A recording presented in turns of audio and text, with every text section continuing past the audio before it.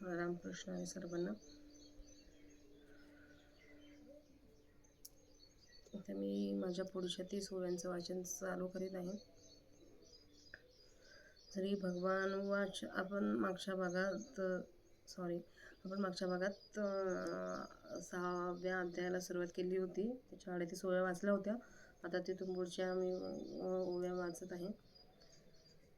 तर 6व्या अध्यायातील पहिल्या श्लोकापासून आता सुरुवात होत आहे. तत्पूर्वी श्री गणेशाचं वंदन करू. वक्रतुंड महाकाय सूर्यकोटी समप्रभ निर्विघ्नं कुरु मे देव सर्वकार्येषु सर्वदा. अलंकापुरी पुण्यभूमी पवित्र तिथे नांदतो ज्ञान राजा सुपात्र. तया आठविता महापुण्यराशी नमस्कार माझा सद्गुरु ज्ञानेश्वराशी. श्री भगवान उवाच. अनाश्रिताः कर्मफलं कार्यकर्म करोति यः स संन्यासी च योगी च न निरग्निर्न चाक्रियाः. ऐके योगी आणि संन्यासी जनी हे एकचे नाणे जाणी माने. हे विचार जिती जवधोनी तव एकची ते. सांडीचे तुझ्या नामाचा आभासो तरी योग तोची संन्यासो.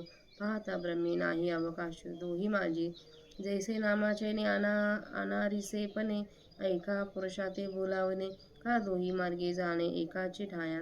नातरी एकची उदक सहजे परिसी नाना घटी भारीचे. तैसे भिन्नत्व हे जाणीजे योग संन्यासाचे. ऐके सकळ संमते जगी अर्जुना गातोची योगी. जो कर्म करुणे रागी नो हेची फळी. जैसी मयी हे उद्भिजे जनी अहम बुद्धी विन सहजे. आणि तेथेची ती बीजे अपेक्षिना.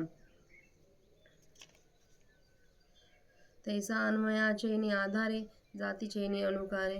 जय जेणे अवतरे करेने पावे ते तैसेची उचित करी. परी साठुकू नो हे शरीरी आणि बुद्धीही करुणी फळेवरी जायची ना. ऐसा तोची संन्यासी पार्थागा परियेसी. तोची भरवसेनिसी योगेश्वरू. वाचुनी उचित कर्म प्रासंगिक त्यात म्हणे हे सांडिन बद्धक. तरी टाको टेका अनेक एक मांडीचे तो. जैसा क्षाळुनिया लेपू ऐकू सवेची लावीजे अनेको. तैसेनी आग्रहाचा पाईकू विचंबे वाया. गृहस्थाश्रमाचे ओझे कपाळी आधीची आहे सहजे. ही तेची संन्यास ठेविजे सरीसे पुळती. म्हणून अग्निसेवा न सांडिता कर्माची रेखा ओलांडिता. आहे योग सुख स्वभावता आपणपाची. हे यम संन्यासमिती प्राहुर्योगम तम विद्धी पांडव. न संन्यस्त संकल्प योगी भवती कश्चन.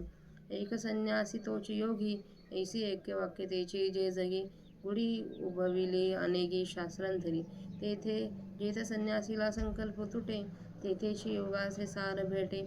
ऐसे अनुभवाचेनी धटे साचे जया. आरुरुक्षो निर्योगम कर्म कारुण्यमुच्यते.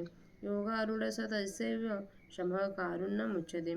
आता योगाच्या सानिमता जरी ठाकावा अति पार्था. तरी सोपाना या कर्मपथा चुका झेनी.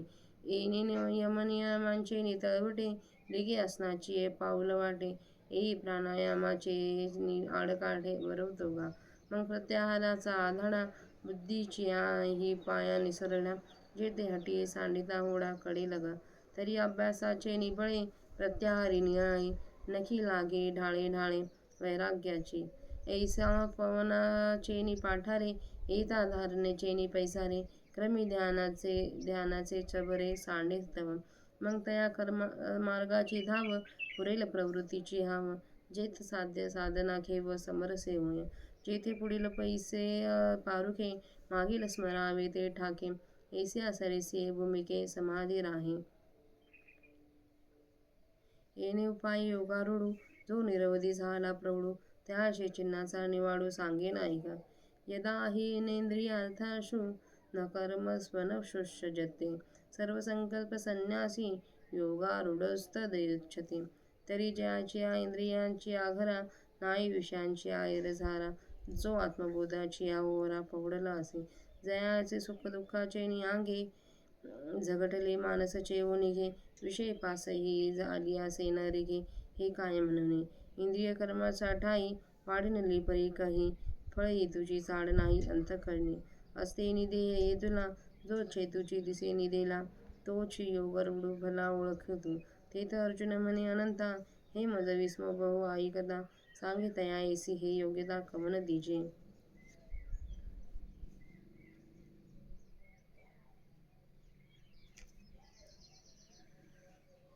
उद्धरेदात्मानात्मानं नात्मानमसादयेत्. आत्मैवृतात्मनो बंधुरात्मैव रूपुरात्मनाः. तव हा सोनी कृष्ण म्हणे, तुझे नवल नाही बोलणे. कवनासे काय दिजेल कवने, येथ अद्वैत येई. पै मोहाची आशे बह्या विद्यते निद्रत होईजे. ते वेळी दुःस्वप्न हा भोगीजे जन्म मृत्यूंचा. पाठी अवसाद येछेव तै ते अवघेची होय वाव. ऐसा उपजे नित्य सद्भाव, तोही आपण पाचे. म्हणून आपणची आपण पेया, घातू खिचुती असे धनंजया. चित्त देऊनी नाथिलिया देहाभिमाना.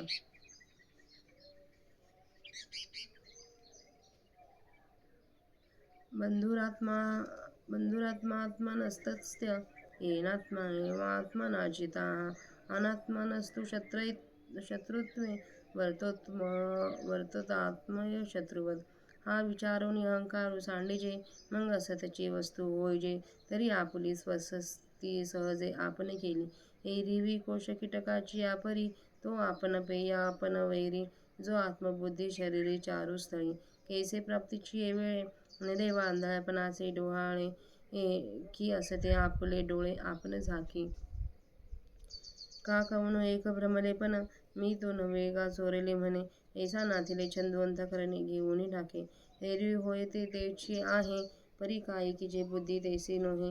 देखा स्वप्नाचे निघाये की मरे साचे. जैसे ते शोकाचे आग भारे, नळिका भुवनली एरी मोहरे. तरी ते वळावे परी पुरे मनशंका.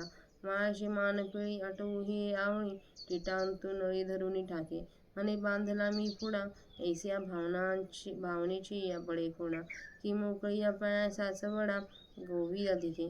ऐसा काजेविना आतुंडला, तो सांगे पा कायानिक बांधला. मग नसंडी जरी नेला तोडूनी अर्धा. म्हणून आपण पे आपणची रूपू, जेने वाढविला हा संकल्प. एर स्वयंबुद्धी म्हणे बापू, जो नाथिले निघे.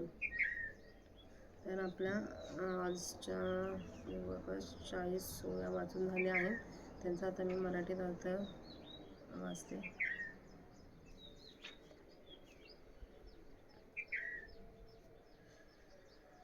श्री भगवान श्रीकृष्ण अर्जुनाला म्हणाले, आता कर्मफलाचा आश्रय न करता जो कर्तव्य असे कर्म करतो तोच खरा संन्यासी व तोच योगी होय. केवळ अग्निहोत्राचा त्याग करणारा अथवा निष्क्रिय मनुष्य संन्यासी किंवा योगी नव्हे. अर्जुना ऐक, या जगात निष्काम कर्मयोगी आणि संन्यासी हे दोन्ही एकच आहेत.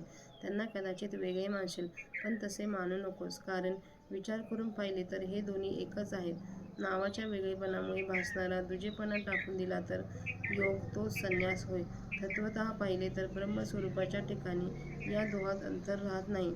ज्याप्रमाणे वेगवेगळ्या नावांनी एकाच पुरुषाला हाक मारतात किंवा दोन रस्त्याने एकाच मुक्काम गाठतात किंवा स्वभावतः पाणी तितके एकच, परंतु ते वेगवेगळ्या घागरीतून भरले आणि म्हणजे जसे ते वेगवेगळे दिसते, त्याप्रमाणे योग आणि संन्यास यांचा वेगळेपणा फक्त दिसण्यापुरता आहे. अर्जुना ऐक, जो कर्माचे आचरण करून त्याच्या फलाविषयी आसक्त होत नाही, तोच या जगामध्ये सर्वांना मान्य असलेला योगी होय. ज्याप्रमाणे पृथ्वी ही अहंकारापासून सहजच वृक्षादिकांना जन्म देते व त्यांना येणाऱ्या फलाची अपेक्षा करीत नाही, तसे फलक्रमातील वहिवाटीप्रमाणे वर्णाश्रम धर्मातील आचारांना अनुसरून जे कर्म ज्या वेळेला करणे प्राप्त आहे ते त्याप्रमाणेच व्यवस्थित करतो, परंतु त्यासंबंधी आपल्या ठिकाणी कर्तृत्व बुद्धी घेत नाही आणि बुद्धीनेही फलापर्यंत जात नाही, म्हणजेच फलाची इच्छा करीत नाही, असा जो असेल तोच संन्यासी होय. अर्जुना ऐक, तोच खात्रीने योगीराज आहे असे समज. उलट जो नित्य नैमित्तिक कर्म करणे प्राप्त झाले तर त्या कर्माला हे बंधन कर्म आहे, हे मी टाकीन असे म्हणतो. पण हे कर्म टाकले की लागलीच तो दुसरे एखादे कर्म करण्याचे आरंभितोच. जसा एक लेप धुवून टाकून लागलीच दुसरा लावावा, त्याप्रमाणे केवळ आग्रहाचा दास झालेला तो व्यर्थच कष्टात पडतो. डोक्यावर अगोदरच स्वभावतः गृहस्थाश्रमाचे ओझे आहेच, ते टाकण्याकरता संन्यास घेतला तर त्याबरोबर तर त्याबरोबरच पुन्हा संन्यासाश्रमातील कर्माचे ओझे तो डोक्यावर घेतो. म्हणून अग्निसेवा न टाकता व कर्माचरणाची मर्यादा उल्लंघन न करता योगाचे सुख आपल्या ठिकाणी सहजच मिळणारे आहे. अर्जुना, ज्याला संन्यास असे म्हणतात तो योग आहे असे जाण. ज्याचा कर्मफलाविषयीचा संकल्प सुटला नाही असा कोणीही मनुष्य योगी होत नाही. ऐक, जो संन्यासी तोच योगी आहे, अशी आपली एकवाक्यता असल्याबद्दल कोणी अनेक शास्त्रांनी या जगात ध्वजा उभारून प्रसिद्ध केले आहे. ज्या ठिकाणी योग केल्याचा संकल्प अजिबात नाहीसा होतो त्याच ठिकाणी योगाचे सर्वस्व ब्रह्म प्राप्त होते असे हे ज्याला अनुभवाच्या तराजूत खरे ठरून पटले आहे तोच संन्यासी व तोच योगी होय. योग प्राप्त व्हावा अशी इच्छा करणाऱ्या मुनीला कर्म हे साधन आहे असे सांगितले आहे. योग प्राप्ती झाल्यानंतर त्याला शम हे साधन आहे असे सांगितले आहे. अर्जुना, आता योगरूपी पर्वताच्या शिखरावर ज्या कोणास जाऊन पोचावायचे असेल त्याने या कर्ममार्गरूपी पायऱ्या चुकू नये. तो या यमनियमांरूपी पायथ्यापासून निघून आसनाच्या पायवाटेने प्राणायामाच्या कड्याने योगरूपी डोंगराच्या मध्यभागावर येतो. नंतर प्रत्याहारूपी तुटलेला कडा लागतो. त्या निसरड्या कड्यावर बुद्धीचेही पाय ठरत नाहीत. त्या प्रसंगात हठयोग्यांना शेवटी आपली प्रतिज्ञा सोडून द्याव्या लागतात. तरी अभ्यासाच्या बळाने चढण्यास आधार नसणाऱ्या प्रत्याहारूपी कड्यावर वैराग्यरूपी नखी घोरपडी सारखी हळूहळू चिकटेल आणि याप्रमाणे चढावयास आश्रय मिळेल. याप्रमाणे प्राण व आपण या वायूंच्या वाहनावरून येऊन धारणेच्या प्रशस्त रस्त्याने ध्यानरूपी शिखर मागे टाकीपर्यंत तो चालतो. मग त्या धारणामागची चाल पुरी होऊन अमुक एक गोष्ट करावयाची आहे अशा विषयीची इच्छा बंद पडून ज्या अवस्थेमध्ये ब्रह्मऐक्य झाल्यामुळे साध्य व साधन यातील भेद नाहीसा होतो, ज्या ठिकाणी पुढील प्रवृत्ती बंद पडून मागील कशाचेही स्मरण होत नाही, अशा या ऐक्याच्या भूमीवर समाधी राहते. या उपायांनी जो योग निष्णात अखंड परिपूर्ण झाला त्याची चिन्हे तुला निवड करून सांगतो. ऐक.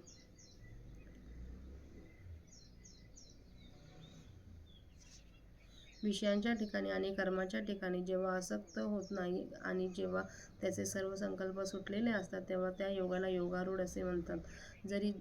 तरी ज्याच्या इंद्रियरूपी घरात विषयांचे येणे-जाणे होत नाही आणि जो आत्मज्ञानरूपी विश्रांतीच्या खोलीत स्वस्थ निजलेला असतो, ज्याच्या मनाला सुखदुःखांनी स्वतः धक्के दिले असताना ते जागे होत नाही, विषय अगदी जवळ आले तरी हे काय आहे म्हणून ज्याला स्मरणही होत नाही, ज्याची इंद्रिये कर्म करीत आलीत परंतु ज्याच्या अंतःकरणात फलाची इच्छा कधी उत्पन्न झाली नाही, जो देहधारी असून याप्रमाणे असतो व जो जागृत पुरुषाप्रमाणे सर्व व्यवहार करीत असूनही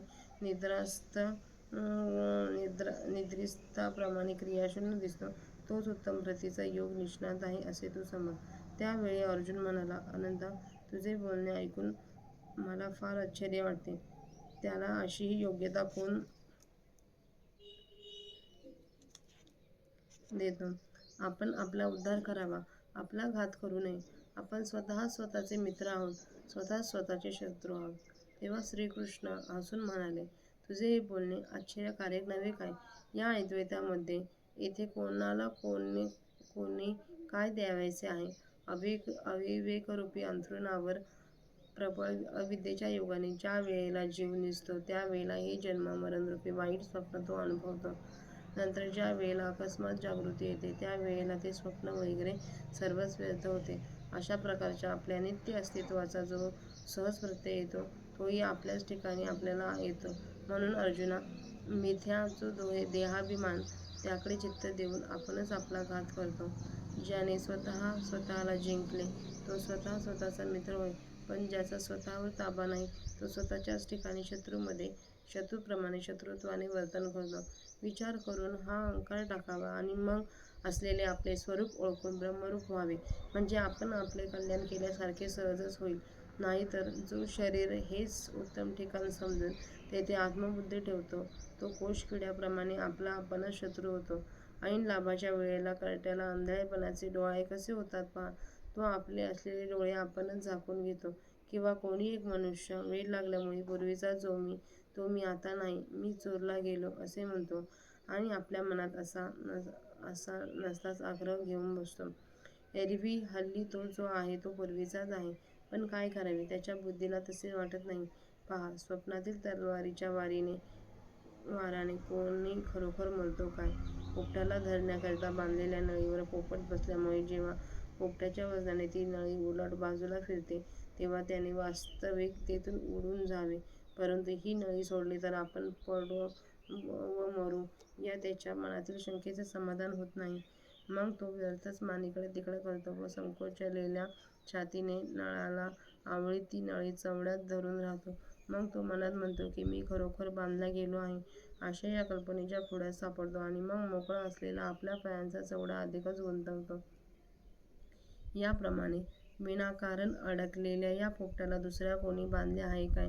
अशा स्थितीत त्याला ओढून अर्धा तोडून जरी नेला तरी तो काही केल्या नळी सोडणार नाही. म्हणून ज्याने आपले संकल्प देहाभिमान वाढविला आहे तो आपला आपणच शत्रू होय. श्रीकृष्ण म्हणतात, दुसरा जो खोट्याचा मिथ्या देहाचा अभिमान घेत नाही तो आत्मज्ञानी म्हणावा.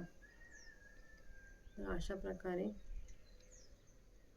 आजची माऊलींची सेवा इथं संपन्न होत आहे. रामकृष्ण हरी सर्वांना.